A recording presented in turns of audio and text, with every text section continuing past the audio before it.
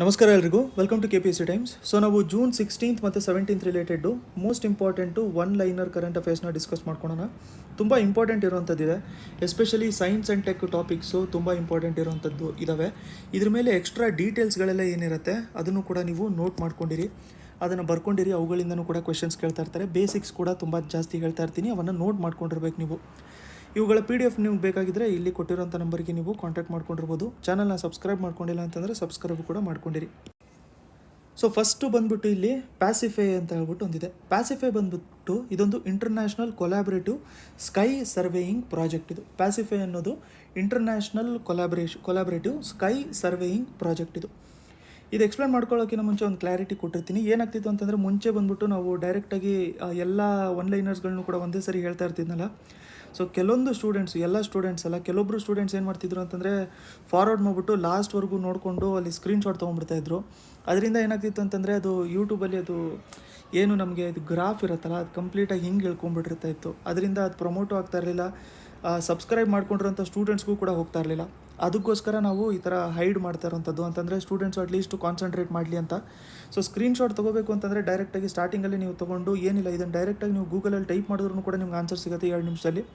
But extra explanation ಸ್ಟೂಡೆಂಟ್ಸಿಗೆ ಯಾರ್ಯಾರಿಗೆ ಬೇಕಾಗಿರುತ್ತೆ ಅವ್ರು ಮಾತ್ರ ಕಂಪ್ಲೀಟಾಗಿ ಕೇಳ್ಕೊಂಡಿರ್ಬೋದು. ಸೊ ಈಗ ನಾವು ಪ್ಯಾಸಿಫೈ ಎಕ್ಸ್ಪೆರಿಮೆಂಟ್ ಬಗ್ಗೆ ನೋಡ್ಕೊಳ್ಳೋಣ. ಏನು ಹೇಳ್ತದೆ ಅಂತಂದರೆ, ಪ್ಯಾಸಿಫೈ ಇದನ್ನು ಡೈರೆಕ್ಟಾಗೂ ಕೂಡ ಕ್ವೆಶನ್ ಕೇಳ್ಬೋದು, ಇಲ್ಲಾಂತಂದರೆ ಕಾನ್ಸೆಪ್ಟ್ ರಿಲೇಟೆಡು ಕೂಡ ಕೇಳ್ಬೋದು. ಪ್ಯಾಸಿಫೈ ಅಂತಂದರೆ ಏನಾಗುತ್ತೆ ನಮಗೆ, ಪ್ಯಾಸಿಫೈ ಅಂತಂದರೆ ನಮಗೆ ಪೋಲಾರ್ ಏರಿಯಾಸ್, ಆಯಿತಾ, ಪೋಲಾರ್ ಏರಿಯಾಸ್. ಪ್ಯಾಸಿಫೈ ಅಂತಂದರೆ polar areas stellar imaging in polarization high accuracy experiment. High accuracy experiment ಅಂತ ಹೇಳಿ ಆಗ್ತಿರುತ್ತೆ. ಸೊ ಇದೊಂದು international collaborative sky surveying project. ಇವಾಗ ಇದರಲ್ಲಿ ಪೋಲಾರು ಮತ್ತು ಪೋಲರೈಸೇಷನ್ ಅಂತಲೇ ತುಂಬ ಜಾಸ್ತಿ ಕೇಳ್ತಾ ಇದ್ದಾರೆ. ಅದ್ರ ಬಗ್ಗೆ ಕೆಲವೊಂದು ಬೇಸಿಕ್ಸ್ನ ನಾವು ನೋಡ್ಕೊಂಡೋಣ. ಪೋಲರೈಸೇಷನ್, ಇವಾಗ ನೀವು ಪೋಲರೈಸೇಷನ್ ಅಂತಂದರೆ ನಾವು ನಾರ್ಮಲಾಗಿ ನಮ್ಗೆ ಅರ್ಥ ಮಾಡ್ಕೋಬೇಕು ಅಂತಂದರೆ, ನೀವು ಯಾವಾಗಾದರೂ ಸನ್ ಗ್ಲಾಸಸ್ಸು ಇಲ್ಲ ಅಂತಂದರೆ ಗಾಗಲ್ಸ್ ತೊಗೊಳಕ್ಕೆ ಹೋದಾಗ ಅವರು ನಿಮಗೆ ಪೋಲಾರ್ ಗ್ಲಾಸಸ್ ಅಂತಲೂ ಕೂಡ ಹೇಳ್ತಾ ಇರ್ತಾರೆ. ಸೊ ಪೋಲಾರ್ ಗ್ಲಾಸಸ್ ಅಂತ ಏನಾಗ್ತಾ ಇರುತ್ತೆ, ಇವಾಗ ನೀವು ಗ್ಲಾಸಸ್ ಹಾಕ್ಕೊಂಡು ನಿಮ್ಗೇನಾದ್ರು ರೂಢಿ ಇದ್ದರೆ ಅವಾಗ ಏನಾಗ್ತಾ ಇರುತ್ತೆ, ರಾತ್ರಿ ನೀವು ನೋಡಿರ್ಬೋದು, ಇಲ್ಲ ಅಂತಂದರೆ ಕಂಪ್ಯೂಟರ್ ಮುಂದೆ ಕೂತ್ಕೊಂಡಿರ್ಬೇಕಾದ್ರೆ ನೋಡಿರ್ಬೋದು, ಏನಾಗುತ್ತೆ ನಮಗೆ ನಮ್ಮ ಲೈಟ್ ಏನು ಬೀಳತ್ತಲ್ಲ ನಮ್ಮ ಗ್ಲಾಸ್ ಮೇಲೆ ಕೆಲವೊಂದು ಸರಿ ಸ್ಪ್ರೆಡ್ ಆಗ್ತಾ ಇರುತ್ತೆ, ಗ್ಲೇರ್ಸು ತುಂಬ ಜಾಸ್ತಿ ಬರ್ತಾ ಇರುತ್ತೆ. ಅದಕ್ಕೋಸ್ಕರ ನಾವೇನು ಮಾಡ್ತಾ ಇರ್ತೀವಿ, ಆ್ಯಂಟಿ ಗ್ಲೇರ್ ಅಂತ ಯೂಸ್ ಮಾಡ್ತೀವಿ.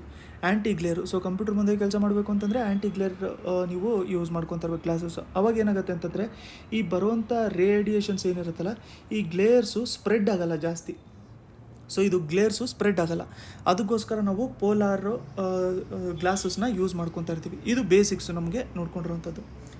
ಇದ್ರ ಬಗ್ಗೆ ನೋಡ್ಕೋಬೇಕು ಅಂತಂದರೆ, ಯಾವುದೇ ಥರದ್ದು ನಾವು ಲೈಟ್ ತೊಗೋಬೋದು, ಯಾವುದೇ ಥರದ್ದು ನಾವು ಲೈಟು, ಯಾವುದೇ ಫಾರ್ಮು, ನ್ಯಾಚುರಲ್ ಲೈಟ್ ಆಗಿರ್ಬೋದು, ಇಲ್ಲಾಂತಂದರೆ ಬೇರೆ ಫಾರ್ಮು ಲೈಟಿಂದು ನಾವು ತೊಗೊಂಡಿರ್ಬೋದು. ಇವೇನಾಗುತ್ತೆ ಅಂತಂದರೆ, ಲೈಟ್ ವೇವ್ಸು ಈ ಥರ ವೈಬ್ರೇಟ್ ಆಗ್ತಾ ಇರುತ್ತೆ. ಇದು ಎಲ್ಲ ಪ್ಲೇನ್ಸಲ್ಲೂ ಕೂಡ ವೈಬ್ರೇಟ್ ಆಗ್ತಾ ಇರುತ್ತೆ, ಎಲ್ಲ ಪ್ಲೇನ್ಸಲ್ಲೂ ಕೂಡ ಹೋಗ್ತಾ ಇರುತ್ತೆ. ಅದಕ್ಕೋಸ್ಕರ ನೀವು ಎಕ್ಸಾಂಪಲು ಕಾರಲ್ಲಿ ಇಲ್ಲ ಅಂತಂದರೆ ಬಸ್ಸಲ್ಲಿ ರಾತ್ರಿ ಟ್ರಾವೆಲ್ ಮಾಡಿದಾಗ ಗ್ಲಾಸ್ ಮೇಲೆ, ಹೆಡ್ಲೈಟ್ ಮೇಲೆ ಒಂದು ಸರಿ ಗ್ಲಾಸ್ ಮೇಲೆ ಈ ಥರ ಒಂದು ಲೈಟ್ ಬಿದ್ದಾಗ ಎಲ್ಲ ಕಡೆನೂ ಕೂಡ ಸ್ಪ್ರೆಡ್ ಆಗ್ತಾ ಇರ್ತಿದ್ದು. ಅದಕ್ಕೋಸ್ಕರ ಏನು ಮಾಡ್ತಾ ಇರ್ತೀವಿ ಅಂತಂದರೆ, ನಾವು ಅದನ್ನು ಫಿಲ್ಟರ್ ಮಾಡ್ತಾ ಇರ್ತೀವಿ. ಅದನ್ನು ಫಿಲ್ಟರ್ ಮಾಡಿದ್ರೆ ಏನಾಗುತ್ತೆ ಅಂತಂದರೆ, ಈ ಥರ ಎಲ್ಲ ಕಡೆ ಸ್ಪ್ರೆಡ್ ಆಗುವಂಥದ್ದು ಒಂದೇ ಕಡೆ ಸ್ಪ್ರೆಡ್ ಆಗುತ್ತೆ, ಒಂದೇ ಪ್ಲೇನಲ್ಲಿ ಬರುತ್ತೆ. ಅದಕ್ಕೆ ಅದನ್ನು ನಾವೇನು ಮಾಡ್ತಿರ್ತೀವಿ, ಗ್ಲೇರ್ನ ಅವಾಯ್ಡ್ ಮಾಡ್ಕೊಳ್ಳೋದಕ್ಕೆ ನಾವು ಯೂಸ್ ಮಾಡ್ಕೊತಾ ಇರ್ತೀವಿ. ಸೊ ಆ ಥರ ಇವರು ಲೈಟು ಬೇರೆ ಬೇರೆ ಸ್ಟಾರ್ಸ್ಗಳಿಂದ ಏನು ಬರ್ತಾ ಇರುತ್ತಲ್ಲ ಅದನ್ನು ಪೋಲರೈಸ್ ಮಾಡ್ತಾ ಇರ್ತಾರೆ. ಈ ಪೋಲರೈಸ್ ಮಾಡಿದ್ರೆ ಏನಾಗುತ್ತೆ ಅಂತಂದರೆ, ಸಿಂಗಲ್ ಪ್ಲೇನಲ್ಲಿ ನಮಗೆ ಲೈಟು ಬರೋಕ್ಕೆ ಸ್ಟಾರ್ಟ್ ಆಗುತ್ತೆ. ಈ ಸಿಂಗಲ್ಲಾಗಿ ಲೈಟ್ ಬಂದಾಗ ನಮಗೇನು ಗೊತ್ತಾಗುತ್ತೆ ಅಂತಂದರೆ, ಅದರದ್ದು ನಮಗೆ ಲೊಕೇಶನ್ ಗೊತ್ತಾಗುತ್ತೆ, ಸ್ಟಾರಿನ ಪ್ರಾಪರ್ ಆಗಿರೋವಂಥದ್ದು ಲೊಕೇಶನ್ ನಮಗೆ ಗೊತ್ತಾಗುತ್ತೆ. ಈ ಥರದ್ದು ಎಷ್ಟೊಂದು ಪೋಲರೈಸೇಷನ್, ಎಷ್ಟೊಂದು ಲೈಟ್ಸ್ ಬರ್ತಾ ಇರುತ್ತೆ, ಮಿಲಿಯನ್ಸ್ ಆಫ್ ಸ್ಟಾರ್ಸ್ಗಳಿಂದ ನಮಗೆ ಈ ಥರ ಲೈಟ್ಸ್ ಬರ್ತಾ ಇರುತ್ತೆ. ಸೊ ಇದರಿಂದ ನಮಗೇನು ಗೊತ್ತಾಗುತ್ತೆ ಅಂತಂದರೆ, ಎಸ್ಪೆಷಲಿ ಅದರ ಲೊಕೇಶನ್ನ ಡಿಟರ್ಮೈನ್ ಮಾಡ್ಕೊಳ್ಳೋದಕ್ಕೆ ನಮಗೆ ಕಂಪ್ಲೀಟಾಗಿ ಹೆಲ್ಪ್ಫುಲ್ ಆಗ್ತಾ ಇರುತ್ತೆ. ಇದು ಬಂದ್ಬಿಟ್ಟು ನಮಗೆ ಪ್ಯಾಸಿಫೈ ಎಕ್ಸ್ಪೆರಿಮೆಂಟು, ಇದಕ್ಕೋಸ್ಕರ ಹೆಲ್ಪ್ ಆಗುವಂಥದ್ದು. ನೆಕ್ಸ್ಟು ಟ್ರಿಪ್ಸ್ ಅಗ್ರಿಮೆಂಟು, ಇದನ್ನು ನೆನ್ನೆ ಡಿಸ್ಕಸ್ ಮಾಡ್ಕೊಂಡಿದ್ವಿ, ಇನ್ನೊಂದು ಸರಿ ಬಂದಿತ್ತಿದು. ಬಟ್ ಇದ್ರ ಬದಲು ನಾವು ಎಕ್ಸ್ಟ್ರಾ ಎಕ್ಸ್ಪ್ಲನೇಷನ್ ಬೇರೆದು ನೋಡ್ಕೊಳ್ಳೋಣ. ಇದು ವರ್ಲ್ಡ್ ಟ್ರೇಡ್ ಆರ್ಗನೈಸೇಷನ್ ತಂದಿರುವಂಥದ್ದು. ನೆಕ್ಸ್ಟು ನಾವು IUCN ಸ್ಟೇಟಸ್ಸು, ಆಲಿವ್ ರಿಡ್ಲಿ ಟರ್ಟಲ್ಸಿಂದು IUCN ಸ್ಟೇಟಸ್ ಏನಿದೆ ಅಂತಂದರೆ, ಇದು ವಲ್ನರೇಬಲ್ ಇದೆ ಅಂತ. ಸೊ ಇದು IUCN ಸ್ಟೇಟಸ್ ರಿಲೇಟೆಡ್ ಕ್ವೆಶನ್ಸ್ ಯಾವ ಥರ ಹಾಕ್ತಾರೆ ಅಂತಂದರೆ, ಯೂಶ್ವಲಾಗಿ ಕೆಳಗಡೆ ಕೊಟ್ಟಿರೋಂಥ ಆಪ್ಷನಲ್ಲಿ ಯಾವುದು ಕ್ರಿಟಿಕಲಿ ಎಂಡೇಂಜರ್ಡ್ ಅಲ್ಲ ಅಥವಾ ಯಾವುದು ಎಂಡೇಂಜರ್ಡ್ ಅಲ್ಲ ಅಂತ ಹೇಳ್ಬಿಟ್ಟು ಕೊಟ್ಟಿರ್ತಾರೆ. 4 ಆಪ್ಷನ್ ಕೊಟ್ಟಿರ್ತಾರೆ. ಈ 4 ಆಪ್ಷನಲ್ಲಿ ಯೂಶ್ವಲಾಗಿ 3 ಕ್ರಿಟಿಕಲಿ ಎಂಡೇಂಜರ್ಡ್ ಇರುತ್ತೆ ಅಥವಾ 3 ಎಂಡೇಂಜರ್ಡ್ ಇರುತ್ತೆ, ಒಂದು ಮಾತ್ರ ವಲ್ನರಬಲೇ ಇರುತ್ತೆ, ಇರುತ್ತೆ. ಸೊ ಅದಕ್ಕೆ ವಲ್ನರಬಲ್ನ ನಾವು ಜಾಸ್ತಿ ಟೈಮು ಡಿಸ್ಕಸ್ ಮಾಡ್ಕೊತಾ ಇರ್ತೀವಿ, ಯಾಕಂತಂದರೆ ಅದನ್ನು ನಮಗೆ ಎಲಿಮಿನೇಟ್ ಮಾಡ್ಕೊಳ್ಳೋದ್ರಲ್ಲಿ ತುಂಬಾ ಹೆಲ್ಪ್ಫುಲ್ ಆಗ್ತಾ ಇರುತ್ತೆ. ಸೊ ಅದಕ್ಕೆ IUCN ಸ್ಟೇಟಸ್ಸು ಆಲಿವ್ ರಿಡ್ಲಿ ಟರ್ಟಲ್ಸಿಂದ ನಾವು ನೋಡ್ಕೋಬೇಕು ಅಂತಂದರೆ ಇದು ವಲ್ನರೇಬಲ್ ಇರುತ್ತೆ. ನೆಕ್ಸ್ಟು ಬಂದ್ಬಿಟ್ಟು ಯಾವ ಟೀಮು ರೀಸೆಂಟಾಗಿ ಕಂಪ್ಲೀಟಾಗಿ ಹ್ಯೂಮನ್ ಜೀನೋಮಿಂದು ಸೀಕ್ವೆನ್ಸಿಂಗು ಕಂಪ್ಲೀಟಾಗಿ ಮುಗಿಸಿದೆ ಅಂತ ಹೇಳ್ಬಿಟ್ಟು ಕೇಳ್ತಾ ಇದ್ದಾರೆ. ಇದು ನೋಡಿ ಟೆಲಿಯೋಮೇರ್ ಟು ಟೆಲಿಯೋಮೇರ್ ಅಂತ ಹೇಳ್ಬಿಟ್ಟು ಇದೊಂದು ಇಂಟರ್ನ್ಯಾಷನಲ್ ಕೊಲಾಬರೇಟಿವ್ ಟೀಮ್ ಇದೆ. ಇವರು ಇದನ್ನು ಕಂಪ್ಲೀಟಾಗಿ ಜೀನೋಮ್ ಸೀಕ್ವೆನ್ಸಿಂಗ್ ಮುಗಿಸಿದ್ದಾರೆ. ಇವಾಗ ಜೀನೋಮ್ ಸೀಕ್ವೆನ್ಸಿಂಗ್ ಅಂತ ಹೇಳ್ಬಿಟ್ಟು ನಾವು ನೋಡ್ಕೋಬೇಕು ಅಂತಂದರೆ ಎಲ್ಲ ಜೆನೆಟಿಕ್ ಕೋಡು, ಎಲ್ಲ ಆರ್ಗ್ಯಾನಿಸಮಲ್ಲಿ ಒಂದು ಜೆನೆಟಿಕ್ ಕೋಡ್ ಅಂತ ಇರುತ್ತೆ. ಈ ಜೆನೆಟಿಕ್ ಕೋಡು ಯಾವುದ್ರಲ್ಲಿರುತ್ತೆ ಅಂತಂದರೆ ಇದು DNA ಪ್ರೆಸೆಂಟ್ ಆಗಿರುತ್ತೆ. ಅಂತಂದರೆ ಏನು DNA ಅಂತಂದರೆ ಏನು, ನಮಗೆ ಡಿಆಕ್ಸಿ ರೈಬೋ ನ್ಯೂಕ್ಲಿಕ್ ಆ್ಯಸಿಡ್ ಅಂತ. ಸೊ ಈ ಜೀನೋಮ್ ಅಂತ ಏನಿರುತ್ತಲ್ಲ, ಈ ಜೀನೋಮು ಅನ್ನೋದು ಈ ಕಂಪ್ಲೀಟ್ DNA ಸೆಟ್ಟಿಗೆ ನಾವೇನಂತ ಕರಿತೀವಿ, ಜೀನೋಮ್ ಅಂತ ಹೇಳ್ಬಿಟ್ಟು ಕರಿತೀವಿ.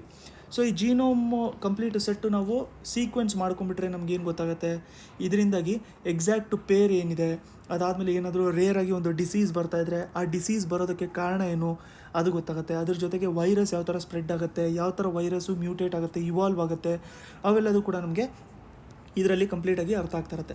ಸೊ ಅದಕ್ಕೆ ನಾವು ಬೇರೆ ಥರದ್ದು ಇನಿಷಿಯೇಟಿವ್ಸ್ ಎಲ್ಲ ನೋಡ್ಕೊತಾ ಇದ್ದೀವಿ. ಇದನ್ನು ಮುಂಚೆನೇ ನಾವು ಕರೆಂಟ್ ಅಫೇರ್ಸಲ್ಲಿ ಡಿಸ್ಕಸ್ ಮಾಡ್ಕೊಂಡಿದ್ದೀವಿ. ಅಂದರೂ ಇನ್ನೊಂದು ಸರಿ ನಾನು ಹೇಳಿರ್ತೀನಿ, ಇಂಡಿಜೀನ್ ಅಂತ ಒಂದು ಪ್ರೋಗ್ರಾಮ್ ಇದೆ. ಇದರಲ್ಲಿ ಏನು ಮಾಡ್ಕೊತಾ ಇದ್ದಾರೆ ಅಂತಂದರೆ ಇಂಡಿಯಾದಲ್ಲಿರುವಂಥ 1000 ಇಂಡಿಯನ್ಸು, ಬೇರೆ ಎಥನಿಕ್ ಗ್ರೂಪ್ಸಲ್ಲಿ ಇರುವಂಥ ಇಂಡಿಯನ್ಸ್ದು ಜೀನೋಮ್ ಸೀಕ್ವೆನ್ಸಿಂಗ್ ಮಾಡ್ಕೊತಾ ಇದ್ದಾರೆ. ಇನ್ನೊಂದು ಬಂದ್ಬಿಟ್ಟು ನಮಗೆ ಜೀನೋಮ್ ಇಂಡಿಯಾ ಪ್ರಾಜೆಕ್ಟ್ ಅಂತ ಇದೆ. ಈ ಜೀನೋಮ್ ಇಂಡಿಯಾ ಪ್ರಾಜೆಕ್ಟಲ್ಲಿ ಏನು ಮಾಡ್ಕೊತಾ ಇದ್ದಾರೆ ಅಂತಂದರೆ 10,000 ಜೆನೆಟಿಕ್ ಸ್ಯಾಂಪಲ್ಸು ಬೇರೆ ಸಿಟಿಸನ್ಸಿಂದು ಅಕ್ರಾಸ್ ಇಂಡಿಯಾ 10,000 ಜೆನೆಟಿಕ್ ಸ್ಯಾಂಪಲ್ಸ್ದು ಬಿಲ್ಡಪ್ ಮಾಡ್ತಾ ಇದ್ದಾರೆ. ಇನ್ನೊಂದು ಬಂದ್ಬಿಟ್ಟು ಹ್ಯೂಮನ್ ಜೀನೋಮ್ ಪ್ರಾಜೆಕ್ಟ್ ಅಂತ ಬರುತ್ತೆ. ಹ್ಯೂಮನ್ ಜೀನೋಮ್ ಪ್ರಾಜೆಕ್ಟ್ ಇದು ಬಂದ್ಬಿಟ್ಟು ಇಂಟರ್ನ್ಯಾಷನಲ್ ಎಫರ್ಟು. ಇದರಲ್ಲಿ ಎಂಟೈರ್ ಹ್ಯೂಮನ್ ಜೀನೋಮೇ ಸೀಕ್ವೆನ್ಸ್ ಮಾಡ್ಕೋಬೇಕು ಅಂತ 1990 ಸ್ಟಾರ್ಟ್ ಮಾಡ್ಕೊಂಡಿರೋಂಥದ್ದು. ಸೊ ಇಷ್ಟು ತುಂಬ ಇಂಪಾರ್ಟೆಂಟ್ ಆಗಿರುತ್ತೆ. Complete human genome sequencing telomere to telomere ಇವರು ಕಂಪ್ಲೀಟಾಗಿ ಇವಾಗ ರೀಸೆಂಟಾಗಿ ಮುಗಿಸಿದ್ದಾರೆ. ನೆಕ್ಸ್ಟು ನಾವು United Nation convention to combat desertification ಬಗ್ಗೆ ನೋಡ್ಕೊಳ್ಳೋಣ. ತುಂಬ ಇಂಪಾರ್ಟೆಂಟ್ ಇರುವಂಥದ್ದು ಇದು. ಯಾಕಂತಂದರೆ ಯುನೈಟೆಡ್ ನೇಷನ್ ಬಂದ್ಬಿಟ್ಟು ಎಷ್ಟೊಂದು ಕನ್ವೆನ್ಷನ್ಸ್ಗಳು ತೊಗೊಂಬರ್ತವೆ. ಈಗ ಎನ್ವೈರ್ಮೆಂಟು ಎಕಾಲಜಿ ರಿಲೇಟೆಡ್ ನಾವು ನೋಡಬೇಕು ಅಂತಂದರೆ ತುಂಬಾ ಕನ್ವೆನ್ಷನ್ಸ್ಗಳಿದ್ದಾವೆ, ಬಟ್ ಎಲ್ಲದೂ ಕೂಡ ಲೀಗಲಿ ಬೈಂಡಿಂಗ್ ಇಲ್ಲ. ಬಟ್ ಇದು United Nations Convention to combat Desertification ಬಂದ್ಬಿಟ್ಟು 1994 ಎಸ್ಟಾಬ್ಲಿಷ್ ಮಾಡ್ಕೊಂಡಿದ್ರು. ಈ ಎಸ್ಟಾಬ್ಲಿಷ್ ಮಾಡ್ಕೊಂಡಿರೋವಂಥದ್ದು ಲೀಗಲಿ ಬೈಂಡಿಂಗ್ ಇಂಟರ್ನ್ಯಾಷನಲ್ ಅಗ್ರಿಮೆಂಟ್ ಇದು. ಲೀಗಲಿ ಬೈಂಡಿಂಗ್ ಅಂತಂದರೆ ಏನಾಗುತ್ತೆ, ಲೀಗಲಿ ಬೈಂಡಿಂಗ್ ಅಂತಂದರೆ ಇವಾಗ ಇದನ್ನು ಅಕಸ್ಮಾತ್ ಇಂಡಿಯಾ ಸೈನ್ ಮಾಡಿದೆ ಅಂತ ಅಂದ್ಕೊಳ್ಳಿ, ಸೊ ಇದನ್ನು ಇಂಡಿಯಾ ಸೈನ್ ಮಾಡಿದೆ ಅಂತಂದರೆ ಇದ್ರ ಒಳಗಡೆ ಕೊಟ್ಟಿರೋವಂಥ ರೂಲ್ಸು ರೆಗ್ಯುಲೇಷನ್ಸು ಇಲ್ಲ ಅಂತಂದರೆ ಏನೇನು ಗೈಡ್ಲೈನ್ಸ್ ಕೊಟ್ಟಿರ್ತಾರೆ, ಆ ಗೈಡ್ಲೈನ್ಸ್ಗಳನ್ನ ಅಕಸ್ಮಾತ್ ಇಂಡಿಯಾ ಫಾಲೋ ಮಾಡಲಿಲ್ಲ ಅಂತಂದರೆ ಇಂಡಿಯಾನ ಇಂಟರ್ನ್ಯಾಷನಲ್ ಕೋರ್ಟ್ಗೆ ಕರ್ಕೊಂಡು ಹೋಗ್ಬೋದು. ಇವರು ಕೊಟ್ಟಿರೋವಂಥದ್ದು ಸೈನ್ ಮಾಡಿದರು, ಬಟ್ ಇವಾಗ ಅವರು ಅದನ್ನು ಫಾಲೋ ಮಾಡ್ತಾ ಇಲ್ಲ, ಸೈನ್ ಮಾಡಿ ರ್ಯಾಟಿಫೈ ಎಲ್ಲ ಮಾಡ್ಕೊಂಡಿರಬೇಕು. ಸೊ ಈ ಥರ ಎಲ್ಲದೂ ಕೂಡ ಲೀಗಲಿ ಬೈಂಡಿಂಗ್ ಇರಲ್ಲ, ಬಟ್ ಇದು ಬಂದ್ಬಿಟ್ಟು ಲೀಗಲಿ ಬೈಂಡಿಂಗ್ ಇದೆ. ಮೋಸ್ಟ್ ಇಂಪಾರ್ಟೆಂಟ್ ಪಾಯಿಂಟ್ ಇದರಲ್ಲಿ ಏನು ಅಂತಂದರೆ 2019 ಡೆಲ್ಲಿ ಡಿಕ್ಲರೇಷನ್ನ ಸೈನ್ ಮಾಡ್ಕೊಂಡಿದ್ರು. ಸೊ ಇವಾಗ ಎಕ್ಸಾಮಲ್ಲಿ ಡೆಲ್ಲಿ ಡಿಕ್ಲರೇಷನ್ ಅಂತಂದರೆ ಏನು ಅಂತ ಕೇಳಿದ್ರೆ ಇದು United Nations Convention to combat Desertification ಅಂಡರಲ್ಲಿ ಸೈನ್ ಮಾಡ್ಕೊಂಡಿರೋದು ಅಂತ ಹೇಳ್ಬಿಟ್ಟು ನೋಡ್ಕೊಂಡಿರಿ. ಮೇನ್ ಏನಿರುತ್ತೆ ಅಂತಂದರೆ ಡೆಸರ್ಟಿಫಿಕೇಷನು. ಇವಾಗ ಇರುವಂಥ ರೀಜನ್ಸ್ಗಳೆಲ್ಲ ಏನಾಗ್ತಾ ಇದ್ದಾವೆ ಅಂತಂದರೆ ಇವಾಗ ಇರುವಂಥ ರೀಜನ್ಸ್ಗಳೆಲ್ಲ ಏನೇನಿದ್ದಾವೆ ಅಲ್ಲಿ ಡೆಸರ್ಟಿಫಿಕೇಷನ್ ಆಗ್ತಾಯಿದೆ, ಡೆಸರ್ಟ್ಗಳಿಗೆ ಕನ್ವರ್ಟ್ ಆಗ್ತಾ ಇದ್ದಾವೆ ಅದು ಅಂತ ಹೇಳ್ಬಿಟ್ಟು ಹೇಳ್ತಾ ಇರ್ತಾರೆ. ಸೊ ಇದರಲ್ಲಿ ಡೆಸರ್ಟಿಫಿಕೇಷನ್ ಅಂತ ಹೇಳಿ ಬಂದ ತಕ್ಷಣ ನಮಗೆ ಮೇನ್ ಏನಾಗುತ್ತೆ ಅಂತಂದರೆ ಇದು ಕಾನ್ಸಂಟ್ರೇಟ್ ಮಾಡೋದು ಏರಿಡ್ಡು, ಸೆಮಿ ಏರಿಡ್ಡು, ಅದಾದಮೇಲೆ ಡ್ರೈ ಸಬ್ ಹ್ಯೂಮಿಡ್ ಏರಿಯಾಸು ಕಾನ್ಸಂಟ್ರೇಟ್ ಮಾಡೋದು. ಈಗ ನಾವಿಲ್ಲಿ ಎಕ್ಸಾಂಪಲ್ಲು ಡೆಲ್ಲಿ ರೀಜನ್ ಎಲ್ಲ ತೊಗೊಂಡ್ರೆ ಇದು ನಮಗೆ ಡೆಸರ್ಟ್ ಹತ್ತಿರ ಏನು ಬರ್ತಾ ಇದೆ. ಇವಾಗ ನಮಗೆ ಡಿಫಾರೆಸ್ಟೇಷನ್ ಎಲ್ಲ ಇಲ್ಲಿ ಅರಾವಲಿ ರೀಜನಲ್ಲೆಲ್ಲ ತುಂಬ ಜಾಸ್ತಿ ಆಗೋಕ್ಕೆ ಹೋದರೆ ಇಲ್ಲಿ ಬರೋವಂಥದ್ದು ಸ್ಯಾಂಡ್ ಎಲ್ಲ ಏನಿದಾವಲ್ಲ ಅವೆಲ್ಲದೂ ಕೂಡ ನಮಗೆ ಡೆಲ್ಲಿ ಹರಿಯಾಣ ರೀಜನ್ಗೂ ಕೂಡ ಬಂದ್ಬಿಡುತ್ತೆ. ಆವಾಗ ಅದು ಡೆಸರ್ಟಿಫೈ ಆಗುತ್ತೆ ಅಂತ ಹೇಳ್ಬಿಟ್ಟು ಅದನ್ನು ಕಾಂಬ್ಯಾಟ್ ಮಾಡ್ಕೊಳ್ಳೋದಕ್ಕೆ ನಾವು ಡೆಲ್ಲಿ ಡಿಕ್ಲರೇಷನ್ನ ಸೈನ್ ಮಾಡ್ಕೊಂಡಿದ್ದು 2019 ಡೆಲ್ಲಿಯಲ್ಲೇ ಇದನ್ನು ಮಾಡ್ಕೊಂಡಿರೋದು ಇಂಪಾರ್ಟೆಂಟ್ ಆಗಿರುತ್ತೆ. ನೆಕ್ಸ್ಟು ರೀಸೆಂಟಾಗಿ ಒಂದು ಹೊಸ ಇನೋವೇಷನ್ ಆಗಿದೆ, ಎಸ್ಪೆಷಲಿ ಇದನ್ನು ಮಾಡ್ಕೊಂಡಿರೋಂಥದ್ದು IIT ರೋಪರ್. ಸೊ IIT, IISc ಅದಾದಮೇಲೆ ಏಮ್ಸ್ ರಿಲೇಟೆಡ್ ಏನಾದರೂ ಟಾಪಿಕ್ಸ್ ಇದ್ದರೆ ನಮಗೆ ಸೈನ್ಸಲ್ಲಿ ಇಂಪಾರ್ಟೆಂಟ್ ಆಗಿರುತ್ತೆ. ಅದನ್ನು ಪ್ರೀವಿಯಸ್ ಇಯರ್ ಕ್ವೆಶನ್ಸ್ ನೋಡಿದ್ರೆ ಅದರಲ್ಲಿ ಕೇಳಿರ್ತಾರೆ. ಇದರಲ್ಲಿ ಒಂದು continuous positive airway pressure CPAP ಅಂತ ಇದೆ. ಈ ಡಿವೈಸ್ನ ಡೆವಲಪ್ ಮಾಡಿದ್ದಾರೆ. ಈ ಡಿವೈಸ್ ಡೆವಲಪ್ ಮಾಡಿರೋದಕ್ಕೆ ಹೆಸರೇನು ಅಂತ ಕೇಳಿದ್ರೆ ಅದು ಬಂದ್ಬಿಟ್ಟು ಜೀವನ್ ವಾಯು ಅಂತ. ಸೊ ಜೀವನ್ ವಾಯು ನಾವು ನೋಡಬೇಕು ಅಂತಂದರೆ ಇದನ್ನು ಡೆವಲಪ್ ಮಾಡಿರುವಂಥದ್ದು ನಮಗೆ ಇಂಪಾರ್ಟೆಂಟು. IIT ರೋಪರ್ ಡೆವಲಪ್ ಮಾಡಿದೆ ಇದು. ಸೊ ಇದರಲ್ಲಿ ಹೆಲ್ಪ್ಫುಲ್ ಯಾವುದಕ್ಕಾಗಿರುತ್ತೆ ಅಂತಂದರೆ, ಇವಾಗ ಕೋವಿಡ್ ಸಿನಾರಿಯೋ ಇರುವಂಥ ಟೈಮಲ್ಲಿ ನಾವು ಆಕ್ಸಿಜನ್ ಡೆಫಿಷಿಯನ್ಸಿ ತುಂಬ ಜಾಸ್ತಿ ನೋಡ್ಕೊಂಡಿದ್ವಿ. ಆಕ್ಸಿಜನ್ಗೋಸ್ಕರ ಏನೇನು ಆಗ್ತಾಯಿತ್ತು ಅಂತ ಹೇಳ್ಬಿಟ್ಟು ನಾವು ನೋಡ್ಕೊಂಡಿದ್ವಿ ಆಲ್ಮೋಸ್ಟ್ ಡೈಲಿ ಬೇಸಿಸ್ ನ್ಯೂಸಲ್ಲಿ. ಸೊ ಆ ಡೆಫಿಷಿಯನ್ಸಿನ ವಿತೌಟ್ ಎಲೆಕ್ಟ್ರಿಸಿಟಿ ಫೈಟ್ ಮಾಡ್ಕೊಳ್ಳೋದಕ್ಕೋಸ್ಕರ, ಆಕ್ಸಿಜನ್ ಡೆಫಿಷಿಯನ್ಸಿನ ಕೌಂಟರ್ ಮಾಡ್ಕೊಳ್ಳೋದಕ್ಕೋಸ್ಕರ ಅಂತ ಹೇಳಿ ಇಲ್ಲಿ ಜೀವನ್ ವಾಯುನ ಡೆವಲಪ್ ಮಾಡಿದ್ದಾರೆ. ಸೊ ಇದನ್ನು ಡೆವಲಪ್ ಮಾಡಿದ್ದು ನಮಗೆ IIT ರೋಪರ್ ಆಗಿರುತ್ತೆ. ನೆಕ್ಸ್ಟು ಇಲ್ಲಿ ಸ್ಕೀಮ್ ಬಗ್ಗೆ ಕೇಳ್ತಾ ಇದ್ದಾರೆ. ಈ ಪ್ರಧಾನ ಮಂತ್ರಿ ಜನ್ ಔಷಧಿ ಕೇಂದ್ರ ಏನಿದೆಯಲ್ಲ, ಇದು ಪ್ರಧಾನ ಮಂತ್ರಿ ಜನ್ ಔಷಧಿ ಅನ್ನೋದೇ ನಮಗೆ ಒಂದು ಸ್ಕೀಮ್ ಅಂಡರಲ್ಲಿ ಬಂದಿರುವಂಥದ್ದು. ಅಂತಂದರೆ ಜೆನರಿಕ್ ಮೆಡಿಸಿನ್ಸು ಇದರಲ್ಲಿ ಈಸಿಯಾಗಿ ಅವೈಲೇಬಲ್ ಇರಬೇಕು, ಅದ್ರ ಜೊತೆಗೆ ಕಮ್ಮಿ ಕಾಸ್ಟಲ್ಲಿ ಅವೈಲೇಬಲ್ ಇರಬೇಕು ಅಂತ ಹೇಳ್ಬಿಟ್ಟು ಮಾಡ್ಕೊಂಡಿರುವಂಥದ್ದು. ಇದ್ರದ್ದು ಏಮ್ ಇವಾಗ ರೀಸೆಂಟಾಗಿ ಎಕ್ಸ್ಟೆಂಡ್ ಮಾಡಿದ್ದಾರೆ. ಈ ಕೇಂದ್ರ ಬಂದ್ಬಿಟ್ಟು ನಿಯರ್ಲಿ ನಮಗೆ 10,000 ಇರಬೇಕು ಅಂತ ಹೇಳ್ಬಿಟ್ಟು ಹೇಳಿದ್ದಾರೆ. ಬಟ್ ಅದಕ್ಕೆ ಟಾರ್ಗೆಟ್ ಅವರು ಇಟ್ಟಿರುವಂಥದ್ದು ಮಾರ್ಚ್ 2024ವರೆಗೂ. ಮಾರ್ಚ್ 2024 ಒಳಗಡೆ ನಮಗೆ 10,000 ಅಟ್ಲೀಸ್ಟು ಈ ಕೇಂದ್ರಾಸ್ ಇರಬೇಕು ಅಂತ ಹೇಳಿ ಮಾಡ್ಕೊಂಡಿದ್ದಾರೆ. ನೆಕ್ಸ್ಟು ನಮಗೆ ಇಂಟರ್ನ್ಯಾಷನಲ್ ಒಂದು ಚಾರ್ಟರ್ ಸೈನ್ ಮಾಡ್ಕೊಂಡಿದ್ದಾರೆ. ಪೀಸ್ಫುಲ್ಲಾಗಿ ಅವ್ರದ್ದು ಕಂಡಕ್ಟ್ ಫ್ಯೂಚರಲ್ಲಿ ಇರಬೇಕು ಅಂತ. ಇದು ನ್ಯೂ ಅಟ್ಲಾಂಟಿಕ್ ಚಾರ್ಟರ್ ಅಂತ. ಈ ನ್ಯೂ ಅಟ್ಲಾಂಟಿಕ್ ಚಾರ್ಟರ್ ಸೈನ್ ಮಾಡ್ಕೊಂಡಿರೋದು US ಮತ್ತು UK ಮಧ್ಯದಲ್ಲಿ. ನೆಕ್ಸ್ಟು ಒಂದು ಡೆಫಿನೇಷನ್ ಇದೆ. ಈ ಡೆಫಿನೇಷನ್ ಏನು ಹೇಳ್ತಿದೆ ಅಂತಂದರೆ, ಸೈನ್ಸು ಇದು ಅಡ್ರೆಸ್ ಮಾಡುತ್ತಲ್ಲ ಕಮ್ಮಿ ಟೆಂಪ್ರೇಚರು ಮತ್ತು ಕಮ್ಮಿ ಟೆಂಪ್ರೇಚರಲ್ಲಿ ಪ್ರೊಡಕ್ಷನ್ನ ಅಡ್ರೆಸ್ ಮಾಡುವಂಥ ಸೈನ್ಸಿಗೆ ಕ್ರಯೋಜೆನಿಕ್ ಅಂತ ಹೇಳ್ಬಿಟ್ಟು ಕರಿತೀವಿ. ಇನ್ನೊಂದು ರೀಸೆಂಟಾಗಿ ಒಂದು ಆರ್ಟ್ ಆ್ಯಂಡ್ ಕಲ್ಚರಲ್ಲಿ ಇಂಪಾರ್ಟೆಂಟ್ ಆಗುವಂಥ ಟಾಪಿಕ್ ಇದೆ. ರೀಸೆಂಟಾಗಿ ನಮ್ಮ ಪ್ರೈಮ್ ಮಿನಿಸ್ಟರ್ ಅವರು ಒಡಿಸ್ಸಾ ಸ್ಟೇಟಿಗೆ ವಿಶ್ ಮಾಡಿದ್ರು. ಯಾವುದು ರಿಲೇಟೆಡು ಅಂತಂದರೆ ರಾಜಪ್ರಭಾ ಫೆಸ್ಟಿವಲ್ ಅಂತ.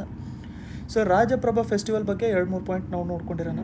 ಈ ರಾಜಪ್ರಭಾ ಫೆಸ್ಟಿವಲ್ಗೆ ನಾವು ಇದೇನಂತ ಕರಿತೀವಿ ಅಂತಂದರೆ, ಇದನ್ನು ಮಿಥುನ ಸಂಕ್ರಾಂತಿ ಅಂತಲೂ ಕೂಡ ಕರಿತೀವಿ. ಸೊ ಇದನ್ನು ಒಡಿಸ್ಸಾದಲ್ಲಿ ಸೆಲೆಬ್ರೇಟ್ ಮಾಡ್ಕೊಳ್ಳೋವಂಥದ್ದು. ಇದು ನೋಡಿ, ಮಾನ್ಸೂನ್ ಟೈಮಲ್ಲಿ ಇದನ್ನು ಸೆಲೆಬ್ರೇಟ್ ಮಾಡ್ಕೊತಾ ಇರ್ತಾರೆ. ಸೊ ಇದು ವುಮನ್ ಸೆಂಟ್ರಿಕ್ಕು, ಅಂತಂದರೆ ವುಮನಿಗೆ ಕಾನ್ಸಂಟ್ರೇಟ್ ಮಾಡಿಕೊಂಡು ಸೆಲೆಬ್ರೇಟ್ ಮಾಡುವಂಥ ಫೆಸ್ಟಿವಲು. ಇದರ ಪ್ರಕಾರ ಏನು ಅಂತಂದರೆ, ಅರ್ತು ಈ ಟೈಮಲ್ಲಿ ಮೆನ್ಸ್ಟ್ರುಯೇಷನ್ ಪ್ರಾಸೆಸ್ಸಿಗೆ ಹೋಗುತ್ತೆ ಅಂತ. ಮೆನ್ಸ್ಟ್ರುಯೇಷನ್ ಪ್ರಾಸೆಸ್ಸಿಗೆ ಹೋದ ಮೇಲೆ ನಮಗೆ ಅಗ್ರಿಕಲ್ಚರ್ ಬರುತ್ತೆ ಅಂತ ಹೇಳ್ಬಿಟ್ಟು ನೋಡ್ಕೊಂಡಿರುವಂಥದ್ದು. ಸೊ ವುಮನ್ ಸೆಂಟ್ರಿಕ್ ಇರೋದ್ರಿಂದ ತುಂಬ ಇಂಪಾರ್ಟೆಂಟ್ ಆಗುತ್ತೆ. ಆರ್ಟ್ ಆ್ಯಂಡ್ ಕಲ್ಚರಲ್ಲೂ ಕೂಡ ಮೋಸ್ಟ್ ಇಂಪಾರ್ಟೆಂಟ್ ಟಾಪಿಕ್ ನಮಗೆ.